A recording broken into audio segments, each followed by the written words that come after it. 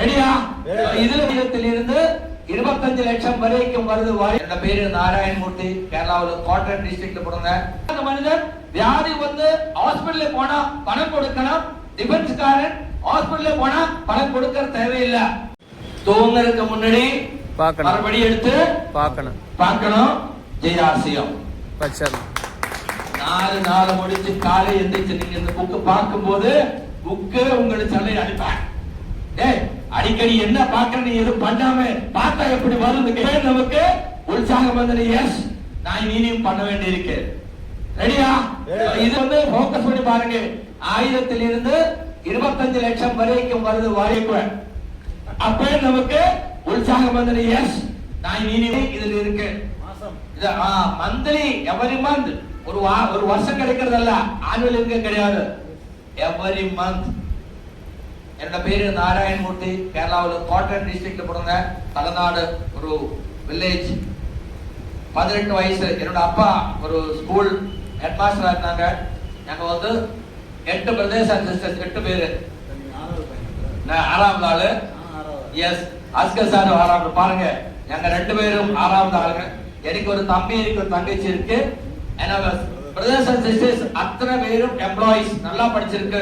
Doctor, வக்கீல் எல்லாரும் இருக்கு. தம்பி மட்டும் வந்தாலும் படிக்கல, மத்த எல்லாருக்கும் வேலை இருக்கு. எனக்கும் 18 வயசுல இந்தியன் ஏர்போர்ஸ்ல வேலை கிடைச்சேன். எல்லாருக்கும் ரொம்ப சந்தோஷமாயிடுச்சு. My parents are very proud. ப்ரௌட்னு சொல்லும்போது தமிழ்ல என்ன சொல்றாங்க? சந்தோஷம். என்னோட பையனுக்கு இவ்வளவு சின்ன வயசுல வேலை கிடைச்சிருக்கு. சென்ட்ரல் பெருமை ரொம்ப பெருமையாயிடுச்சு. சின்ன வயசுல இவ்வளவு வயசுல வருமானம் கிடைக்கும். அது சென்ட்ரல் கவர்மெண்ட் வேலை கிடைச்சிருக்கு. டிஃபென்ஸ், அது ஏர்போர்ஸ். டிஃபென்ஸ் அப்படின்னா என்ன? சாதாரணக்காரு கடையில் வாங்குறது பொருள் அதோட கம்மி ரேட்ல வாங்குறதுக்கு டிஃபென்ஸ்காரருக்கு வாய்ப்பு இருக்கு. சாதாரண மனிதன் ட்ரெயின்ல பயணம் பண்ணும் போது 100 ரூபாய் கொடுத்தா, டிஃபென்ஸ்காரன் பயணம் பண்ணும் போது 50 ரூபாய் கொடுத்தா போதும். சாதாரண மனிதன் வியாதி வந்து ஹாஸ்பிடல்ல போனா பணம் கொடுக்கணும். டிஃபென்ஸ்காரன் ஹாஸ்பிடல்ல போனா பணம் கொடுக்க தேவையில்லை. புரியுதுல? அந்த மாதிரி எல்லாம் இருக்க ஒரு ஆப்பர்ச்சுனிட்டி எனக்கு கிடைச்சு. நானும் நினைச்சேன், எனக்கு ரொம்ப சந்தோஷமாயிடுச்சு. என்னோட ஊர்ல வந்து போஸ்ட் கிராஜுவேஷன் முடிச்ச நிறைய பேர் இருக்கு. என்னோட 10 வயசு ஜாஸ்தியான ஆளுகள் நிறைய குவாலிஃபிகேஷன் வச்சுட்டு இருக்கு. அவருக்கு வேலை கிடைக்கல, எனக்கு வேலை கிடைச்சு. ரொம்ப சந்தோஷமாயிடுச்சு. நாட் ஒன்லி சந்தோஷம் இல்ல, ஐ வாஸ் ஃபீலிங் அகங்காரம். தெரியுமா? திமிர். சோ ஏர்போர்ட் போனா நான் சொன்னேன், இதுதான் எனக்கு லைஃப். என்ன நடந்தாலும் நான் வந்து டிஃபென்ஸ் விட்டு வெளியே போகாது. அப்படி இருக்கும்போதா நம்ம ஃப்ரெண்டு கோபகுமார் சார் வந்து சொல்ல, மூர்த்திஜி இந்த மாதிரி ஒரு வாய்ப்பு இருக்கு. நான் சொன்னேன், சார் இது தேவையில்லை, யாருக்கும் கிடைக்காம எனக்கு ஒரு வாய்ப்பு கிடைச்சிருக்கு. அது மட்டுமல்ல, ஏர்போர்ட்ஸுக்கு அத்தனை பேரிடம் வைஃப் எம்ப்ளாயிஸ் கிடையாது, சில பேரு தான். என்னோட வைஃப் நல்லா படிச்சிருக்கு, எம்எஸ்சி பிஎட், அவர் ஸ்கூல்ல வாத்தியாரு, ஒரே இடத்துல. அப்புறம் டபுள் இன்கம். நான் சொன்னேன், எனக்கு வந்து இந்த மாதிரி வருமானம் தேவையில்லை. அவர் சொன்ன, சார் நான் சொன்ன மாதிரி வயசு சேரும் போது வருமானம் ஏறி வந்துடும். நீங்க ஸ்கூலில் வேலை பார்த்தாலும் ஏர்போர்ட்ஸில் வேலை பார்த்தாலும் ஒரு நாள் நீங்கள் வந்து ரிட்டையர் ஆகும் போது அதுவரைக்கும் கிடைச்ச சம்பளத்தோட கம்மி தான் உங்களுக்கு கிடைக்கும். ஆனா இதில் வந்து வருமானம் கிடைச்ச ஸ்டார்ட் ஆச்சுன்னா உங்களாலே வருமானம் ஏறுது தடுக்க முடியாது. எனக்கு வேணாம் அப்படின்னு நீங்க க்ளோஸ் பண்ண முடியாது. நான் சொன்னேன், சார் எனக்கு கிடைக்கிற 38 வயசு ஆயிடுச்சு, இது மாதிரி ஒரு அற்புதம் உலகத்திலே இருக்கிறது எனக்கு தேவையில்லை. அதனால நீங்க சொல்றது நான் வந்து நம்பாது, விட்டுடுங்க, என்ன விட்டுடுங்க. அப்ப அவர் விடல. அப்ப பார்த்தாலும் சொல்லுவேன், மூர்த்திஜி நான் சொன்னேன் இல்லையா, ஆசிரமுக்கு வாங்க அப்படி தகராறு பண்ணி. அப்போ 1500 ரூபாய் கொடுத்து 3 பேண்ட் பீஸ் 3 ஷர்ட் பீஸ் வாங்கி நான் ஆசிரமுக்கு வந்தேன். அது எனக்கு தேவையில்லை. அந்த டைம்ல நான் பேண்ட் ஷர்ட் போடுவேன், நான் ஏர்போர்ட்ஸுக்கு நிறைய யூனிஃபார்ம் இருக்கு, எனக்கு அந்த டைம்ல தேவையில்லை. அதனால நான் வேணாட்டு கூட அதை வாங்கி வச்சேன். 6 மாசத்துக்கு அப்புறம் நான் பொருள் அடிக்கடி அவர் வரும்போது ஏதோ பொருள் எடுத்துட்டு வரேன், டீ தூள் வாங்குவேன், அந்த மாதிரி ஏதோ ஒரு சின்ன ஐட்டம் வாங்குவாங்க. 6 மாசத்துக்கு அப்புறம் எனக்கு வந்து ஒரு இன்கம் வந்த ஃபர்ஸ்ட் இன்கம் 834 ரூபாய். எனக்கு ரொம்ப ஆச்சரியமாச்சு. ஒரு மாசம் வேலை பார்த்தா அதான் சம்பளம் வருது. எனக்கு தெரிஞ்ச வருமானம் வரத 3 வழி இல்லாம இங்க நான் கேட்ட கோபால் சார் எனக்கு பணம் வந்துருச்சு இது எப்படி வருது? அவர் சொன்ன 834 தான் வந்துருச்சு, எனக்கு வந்து 5 ஃபிகர் நடந்துட்டு இருக்கு. நான் சொன்ன 5 ஃபிகரா? நான் நம்பாது, நான் காமிக்கிறேன். அவர் வந்து அதுவரை அவருக்கு கிடைச்ச இன்கத்தோட கலர் ஜெராக்ஸ் காமிச்சேன். அதுல வந்து 11,700 என்னமோ அவருக்கு கிட்ட ஹையஸ்ட் இன்கம். அப்ப நான் கேட்டேன், இந்த பணம் எப்படி வருது? ஆர்ஷம் நீங்க சொன்ன இந்த 3 லட்சத்துல இந்த பணம் எப்படி வருது? அவர் சொன்ன அது நான் சொன்ன உங்களுக்கு புரியாது. என்ன பண்ணணும்? மீட்டிங்க்கு வாங்க. ஏர்போர்ட் வேலை இருக்க ஆளு இந்த மாதிரி மீட்டிங்க்கு போயா நல்லா இருக்குமா? போக கூடாது. அப்ப கூட இது எப்படி வருதுன்னு அறியணும். அதனால நான் வந்து ஒரு இடத்துக்கு ஒரு மீட்டிங்க்கு போனேன். அந்த மீட்டிங் போகும்போது ஃபர்ஸ்ட் மீட்டிங், அந்த மீட்டிங்ல வந்து 34 பேர் இருந்தாங்க. எனக்கு ஃபர்ஸ்ட் கிடைச்ச இன்கம் 834. நான் அட்டெண்ட் பண்ண மீட்டிங்க்கு 34 பேர் வந்தா ஃபர்ஸ்ட் மீட்டிங். அங்க போகும்போது ராயல்டி அச்சீவர் பாம்பேல வந்தாங்க.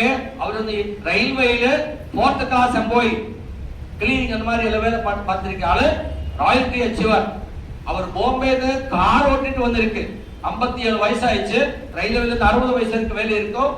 அவர் ஆர்சிபில சம்பாதிச்ச பணத்தை வச்சு கார் வாங்கி ஒரு டிரைவரை வச்சு வண்டி ஓட்டி வந்திருக்கு. எதுக்குன்னா இந்த மாதிரி ஆர்சிபில சம்பாதிக்க முடியும் என்று சொன்னா யாரும் நம்பாது, அது காமிச்சு கொடுக்கறதுக்காக பாம்பேல வண்டி ஓட்டிட்டு வந்தார்.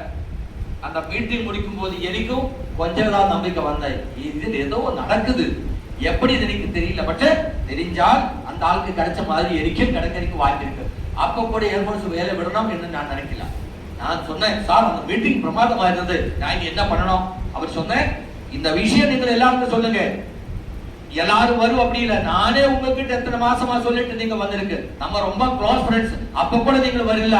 அப்படி இருந்தா நீ சாதாரண ஒருத்தருக்கு நீங்க சொல்லும் போது அவர் ஆர்சிபிக்கு வரணும். அப்படி இருந்தால் அதுல அவருக்கு என்ன கிடைக்கும் போது நீங்க சொல்லி கொடுத்தா மட்டும்தான் அவர் வரும்.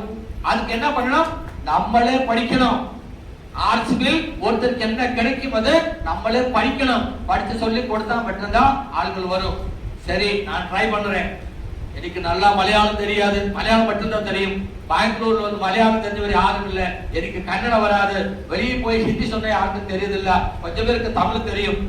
நான் ஒரே பேருக்கு சொல்லி பார்த்தேன், நல்லா எனக்கு சொல்ல முடியாது. அவருக்கு என்னென்ன பேசுறேங்க சார், விட்டுடுங்க. அவர் யாரும் வரல. அப்ப சில பேர் சொன்ன, சார் நீங்க கேரளா போங்க, அங்க மலையாளம் தெரிஞ்ச நிறைய பேர் இருக்கு, அங்க போங்க. நான் கேரளா போனேன். கேரளா போய் கேட்கும் போது அவர் கேட்கிறேன், அப்படியா பேஸ்ட் வாங்குறதுக்கு பெங்களூர் போகணுமா, டீத்தூள் வாங்குறதுக்கு பெங்களூர் போகணுமா, பைத்தியமா, எனக்கு நல்ல வேலை இருக்குல்ல ஏர்போர்ட்ஸ்ல, போய் வேலை பாருடா. அங்க யாரும் வரல. அப்படி அங்க இங்க ஓடுறேன். ஏன்னா அதுக்குள்ள கொஞ்சம் பேர், நான் கோமார் சந்தோஷம் வந்த மாதிரி கொஞ்சம் பேர், ஒரு 10 பேர் 15 பேர் ஆசிரமுக்கு வந்தேன்.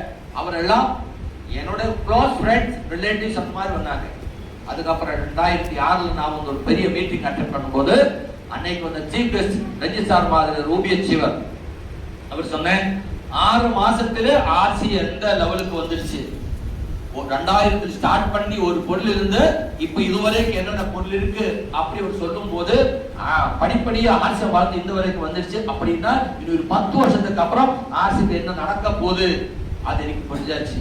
அவர் சொன்னேன், அவர் வந்து ஒரு எம்டி இருக்கிற டாக்டர். அவர் வந்து பிராக்டிஸ் விட்டுட்டு ஃபுல்லா ஆர்சிபிக்கு வந்து ரூபி அச்சீவர் ஆச்சு. அது மட்டும் இல்ல, அவர் சொன்ன ஒரு இன்சிடென்ட் இருக்கு.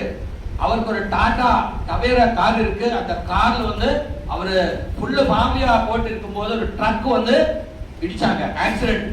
அந்த ட்ரக் வந்து ஃபுல்லா டேமேஜ் ஆயிடுச்சு. அந்த ட்ரக் பார்த்த எல்லாரும் சொல்றேன், எல்லாரும் இறந்து போயிருக்கும்னா. ஏன்னா அவருக்கு வந்து ஆருக்கு எதுவும் வரல, ஆருக்கு ஒரு சின்ன ஒரு இன்ஜரி கூட வரல. அவர் என்ன சொல்ல தெரியுமா?